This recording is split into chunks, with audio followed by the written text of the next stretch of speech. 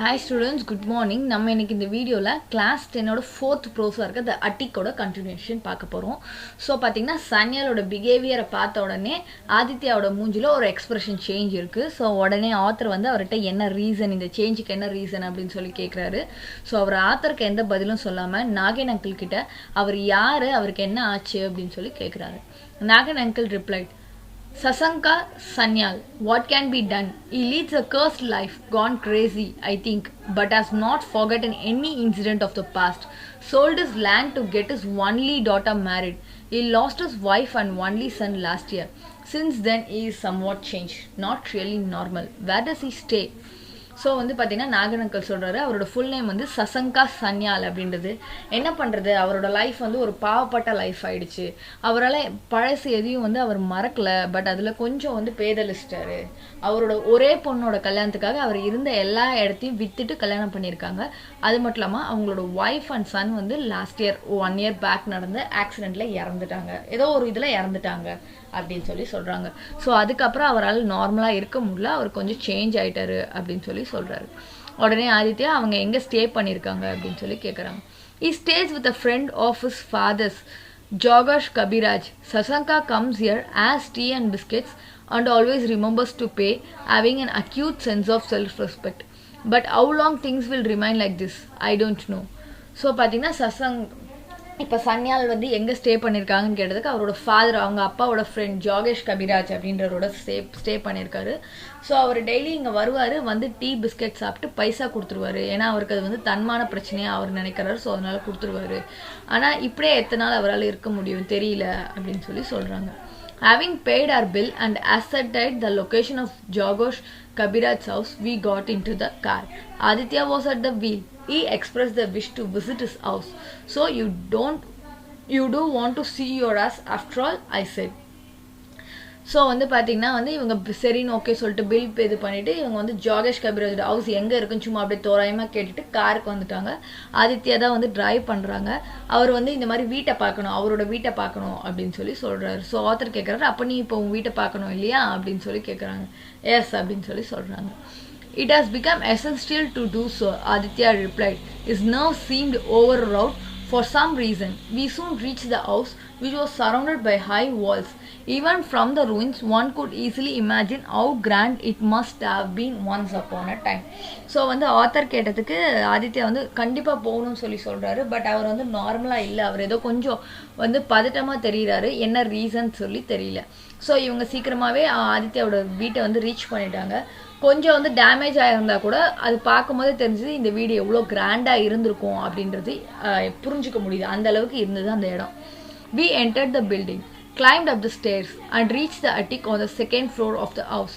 So இவங்க பில்டிங்குள்ளே போய் மாடிப்படி ஏறுறாங்க. ஏறினதுக்கப்புறம் செகண்ட் ஃப்ளோரில் இருக்க அட்டிக்னா வந்து இந்த மாடிப்படி மேலே நம்ம பறன்னு சொல்லுவோம் இல்லையா, அந்த மாதிரி area. This was my favorite room, said Aditya. The attic has always been a favorite with children. It is in the attic that the child seems to be in the world of its own. Aditya என்ன சொல்கிறாங்க, இதுதான் எனக்கு ரொம்ப பிடிச்ச room சொல்லிட்டு சொல்கிறாங்க. அட்டிக் அப்படின்னு எப்போவுமே பரண்மை நம்ம சின்ன வயசில் நிறைய ஏறி விளையாடிருப்போம் இல்லையா. ஸோ அது எப்போவுமே நமக்கு ரொம்ப ஃப்ரீடமான ஒரு ஏரியாவாக இருக்கும் இல்லையா. ஸோ அந்த மாதிரி தான் இருக்கும். A portion of wall of the attic had crumbled down and through the window that had been created, we could see the sky, fields, a part of rice mill, the spire of the old temple. In the whole house, the attic had probably been the worst hit by wind and weather. The floor was strewn with twigs and straw and pigeon droppings. Among other things, there was a broken cricket bat, the remains of an armchair and a wooden packing case. So பார்த்தீங்கன்னா அட்டிக் வந்து ரொம்பவே வந்து damage ஆயிருக்கு. ஆக்சுவலாக கொஞ்சம் கொஞ்சம் அங்கங்கே அப்படியே இடிஞ்சு போயிருக்கு. ஸோ அது வழியாக ஒரு ஓட்டை இருக்குது, அதுதான் விண்டோ அப்படின்னு சொல்லி சொல்கிறாங்க. ஸோ அது வழியாக அவங்க வெளியே இருக்க ஸ்கை, வயல், அப்புறம் வந்து டெம்பிளோட இது எல்லாமே பார்க்க முடியுது. ஸோ பார்த்திங்கன்னா இந்த மொத்த ஹவுஸ்லேயே பார்த்திங்கன்னா இந்த அட்டிக் பார்ட் தான் வந்து இந்த காற்றுனாலையும் அதனாலையும் ரொம்ப வந்து டேமேஜ் ஆகிருக்கு. ஸோ அந்த ஃப்ளோர் தர ஃபுல்லாக பார்த்திங்கன்னா வந்து குட்டி குட்டி ட்விக்ஸ், அதாவது மரத்துலேருந்து விழுந்த குச்சிகள், ஸ்ட்ரா, அப்புறம் வந்து பிஜியன் ட்ராபிக்ஸ்னால் வந்து பறவை வந்து அசிங்கப்படுத்திருக்கோம் இல்லையா, அதோட எச்சங்கள் அதெல்லாம் இருக்குது. ஸோ அதுக்கு நடுவில் பார்த்திங்கன்னா ஒரு ப்ரோக்கன் கிரிக்கெட் பேட் இருக்குது, உடஞ்ச கிரிக்கெட் பேட், ஒரு ஆர்ம் சேர்னால் வந்து தாத்தாங்களாம் படுப்பாங்க இல்லையா, சேர் கொஞ்சம் வசதியாக இருக்குல்ல அது, அப்புறம் ஒரு உட்டன் பேக்கிங் கேஸ், அதாவது உட்டன் சூட் கேஸ் மாதிரி இருக்குது. Aditya got on top of the packing case and pushed his hand inside the ventilator, thus upsetting a sparrow's nest, a part of which fell to the ground. However, he heaved a sigh of relief when he had got what he had been looking for. When I asked him what it was, he said, "You'll get to know very soon." So பார்த்தீங்கன்னா ஆதித்யா என்ன பண்ணா, அந்த packing case மேலே ஏறி so மேலே ஏறி அதை வந்து புஷ் பண்ணுறாரு. வென்டிலேட்டர் இருக்காங்க, அதை புஷ் பண்ணும்போது அங்கே வந்து ஒரு ஸ்பேரோ, அதாவது ஒரு சிட்டுக்குருவி வந்து கூடு கட்டியிருக்கு, அது கூட கொஞ்சம் கீழே விழுந்துருது. பட் ஆனால் இவருக்கு வந்து ஒரு ரிலீஃப், ஆதித்யா ஃபேஸில் வந்து ஒரு ரிலீஃப் இருக்குது. அப்போ வந்து ஆத்தர் கேட்குறாரு, என்னது இது அப்படின்னு சொல்லி கேட்குறாரு. அவர் எதையோ தேடி எடுத்திருக்காரு, அவர் தேடின ஒரு விஷயம், அவர் மனசில் நினச்சிட்டு வந்த ஒரு விஷயம் வந்து தேடி எடுத்திருக்காரு. ஸோ அதுக்கு ஆதித்யா சொல்கிறாரு, கண்டிப்பாக உனக்கு சீக்கிரமாகவே தெரியும் அப்படின்னு சொல்லி சொல்கிறாரு. We next went to a jeweler's to find out the weight of the article. The jeweler remarked that it was an antique. Our next stop was the house of Jogesh Kabiraj. Though I was little curious, I didn't ask Aditya anything. So அதை எடுத்துகிட்டு அவங்க பார்த்தீங்கன்னா ஒரு jeweller, அதாவது நகைக்கடைக்காரர்கிட்ட போகிறாரு. So அங்கே போய் அந்த ஆர்டிக்கிளோட வெயிட் பார்க்குறாங்க. ஸோ அந்த ஜுவல்லர், அதாவது அந்த கடைக்காரர் சொல்கிறாரு, இது வந்து ரொம்ப பழமையான நகை அப்படின்னு சொல்லி சொல்கிறாரு. நெக்ஸ்ட் இவங்க வந்து ஜோகேஷ் கபிராஜ் அப்படின்றவங்க வீட்டுக்கு போகிறாங்க. ஆத்தருக்கு வந்து ஏதோ சம்திங் ரொம்ப ஆர்வமாக இருக்குது, ஏதோ நடக்க போகுது அப்படி சொல்லிட்டு. பட் அவர் எதையும் ஆதித்யா கிட்ட கேட்கல. We entered the house and went to the room where Sansaka Sanyal stayed. Sansaka uncle was busy reciting verses from Tagore. When he finished, Aditya asked, "May we come in?" He turned and faced us. So பார்த்தீங்கன்னா வீட்டுக்குள்ளே enter ஆகும்போது பார்த்தீங்கன்னா வந்து சன்சக்கா சன்யால் ரூமுக்கு போகும்போது அவர் வந்து டாகூர் எழுதின ஒரு போயமை சொல்லிகிட்ருக்காரு.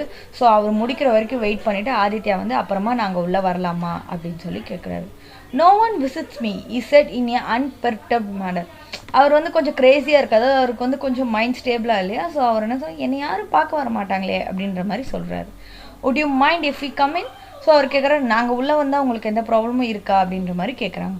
"Come in." ஸோ கமெண்ட் சொல்லி சொல்கிறாரு சன்சியால். "Except for a charpoy, there was nothing else to sit on, so we remained standing." அங்கே வந்து அவர் உட்காரத்துக்கு ஒரு சார்பைனா குட்டி சேர் மட்டும் தான் இருக்குது, மற்றபடி வேறு எதுவுமே இல்லை. ஸோ இவங்க நின்றுக்கிட்டே இருக்காங்க. "Do you remember Aditya Narayan Chowdhury?" Aditya asked him. So Aditya வந்து அவர்கிட்ட கேட்குறாரு, உங்களுக்கு ஆதித்யா நாராயண் சௌதரி ஞாபகம் இருக்கா அப்படின்னு சொல்லி கேட்குறாரு. "Of course," said the gentleman. "The spoiled child of affluent parents.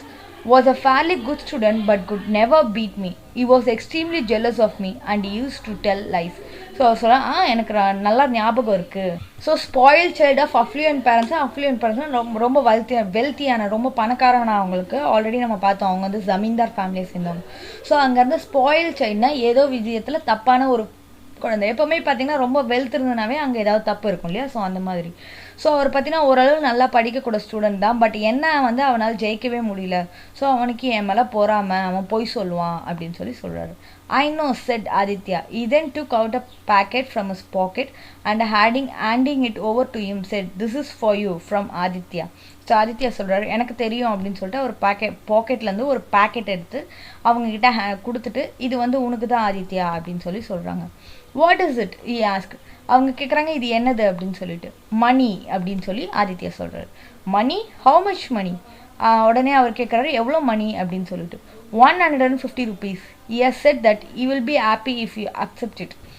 So அவர் சொல்கிறாரு, இதில் வந்து 150 rupees இருக்குது, நீங்கள் இதை அக்செப்ட் பண்ணிட்டீங்கன்னா ரொம்ப சந்தோஷமாக இருக்கும் அப்படின்னு சொல்லி சொல்கிறாரு. உடனே சன்சக்கா கேட்குறாரு, "Shall I laugh or cry? Aditya has given me money. Why this sudden generosity?" அவர் வந்து இப்போ எனக்கு சிரிக்கிறதா அழுவுறதா தெரில. ஆதித்யா வந்து எனக்கு மணி கொடுத்துருக்கான், என்ன ஒரு வந்து ஜெனரோசிட்டினா ரொம்ப வல்லல், அதாவது ரொம்ப பெருந்தன்மையாக கொடுத்துருக்கானே அப்படின்னு சொல்லிட்டு. "Man does change with time. Perhaps Aditya is not the same Aditya as before." So அவர் சொல்கிறாரு, காலம் வந்து மனுஷனை மாற்றும். ஸோ ஆதித்யா வந்து நீங்கள் முன்னாடி பார்த்த ஆதித்யா மாதிரி இப்போ இல்லை அப்படின்னு சொல்லி சொல்கிறாரு. "A change. I got the prize. He could not bear it. He took it from me to show his father and never returned it to me. Said that there was a hole in his pocket and it had fallen through it."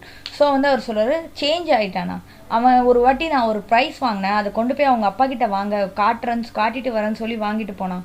அதுக்கப்புறம் அவன் எனக்கு தரவே இல்லை. So அவன் என்ன சொன்னான்னா, அவன் பாக்கெட்டில் இருந்த ஒரு ஹோல் வழியாக அது வந்து கீழே விழுந்துருச்சு அப்படின்னு சொல்லி சொன்னான். "This is the price of the medal. It is yours." So அவர் சொன்னோன்னே ஆதித்யா சொல்கிறாரு, இதுதான் அந்த மெடலோட விலை, ஸோ இது உங்களுக்கு தான் அப்படின்னு சொல்லி சொல்கிறாரு. Sasanka Sanyal was amazed. He stared at Aditya and said, "The price of the medal? That could not be more than 5 rupees. It was a silver medal." So வந்து சொல்கிறாங்க, அவர் ஆதித்யாவை பார்த்து முடிச்சுட்டே சொல்கிறாரு, ப்ரைஸ் ஆஃப் த மெடல், மெடலோட ப்ரைஸா, அது 5 ரூபா கூட இருக்காது, அது ஒரு சில்வர் மெடல் அப்படின்னு சொல்லி சொல்கிறாரு. Silver is now 30 times costlier than before. So அவர் சொல்கிறார், முன்னை விட இப்போ சில்வர் வந்து 30 மடங்கு வந்து ரேட் ஜாஸ்தி அப்படின்னு சொல்லி சொல்கிறாரு. Really I had no news of that. But அவர் சொல்கிறார், அப்படியா, எனக்கு அப்படி எதுவும் தெரியலன்னு அவர் ஏதோ சொல்ல வராரு. Sansaka uncle looked at 15 rupee notes in his hand and then looked at Aditya. There was a completely new expression on his face. He said, "Aditya, this smacks too much of charity, doesn't it?"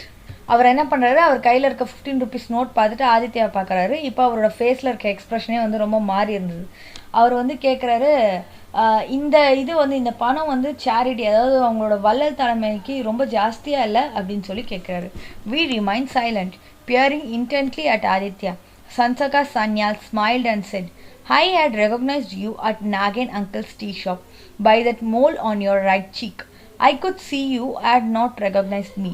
So I recited the same poem that I had recited on the prize giving day on purpose so that you may remember. Then when you came to visit me, I couldn't help venting my anger on you." So வந்து இவர் என்ன சொல்கிறாரு, ஆதித்யாவை ரொம்ப சைலண்ட்டாக பார்த்துட்டு சன்சகா சன்யால் சொல்கிறாரு, நீ நாகேன் uncle கடையில் இருக்கும் போதே உன்னோட ரைட் சீக், அதாவது ரைட் கன்னத்தில் இருக்க மோல்னா வந்து மச்சத்தை வச்சு உன்னை கண்டுபிடிச்சிட்டேன். பட் நீ என்னை கண்டுபிடிக்கல. அதனால தான் நான் உனக்கு வந்து அந்த ப்ரைஸ் வாங்கின அன்றைக்கி நான் எந்த போயம் சொல்லணும் அதே போயம் அங்கே சொன்னேன். ஸோ நீ அப்படியாவது ஐடென்டிஃபை பண்ணுவ அப்படின்றத வச்சு தான் நான் வந்து அங்கே சொன்னேன். பட் நீ இப்போ என்னை வந்து பார்க்கும்போது வந்து என்னால் என்னோட கோவத்தை வந்து அடக்க முடியல அப்படின்னு சொல்லி சொல்கிறாரு. "You have done the right thing. Your grievances are absolutely justified. But I will be happy if you accept the money," said Aditya. So நீ பண்ணது கரெக்ட் தான், உன்னோட கஷ்டம் வந்து நீ பண்ணுற இது வந்து தப்பே கிடையாது. ஸோ அப்படின்னு சொல்லி சொல்கிறார். பிகாஸ் அவர் வந்து அந்த இதை திருடி இருக்கார் இல்லையா, ஸோ அந்த ஒரு இதில். ஸோ பட் இந்த மணியை நீ அக்செப்ட் பண்ணுற எனக்கு ரொம்ப சந்தோஷமாக இருக்கும் அப்படின்னு சொல்லி சொல்லியிருக்காரு. Sansaka Sanyal shook his head and said, "No, money will soon be spent. I would have preferred to have the medal if it were possible. I would have forgotten that unpleasant incident of my childhood if I could get the medal back."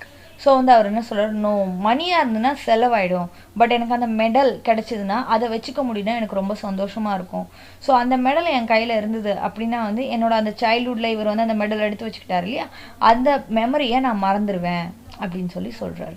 So the medal that had been hidden in the attic for 29 long years was eventually restored to his owner.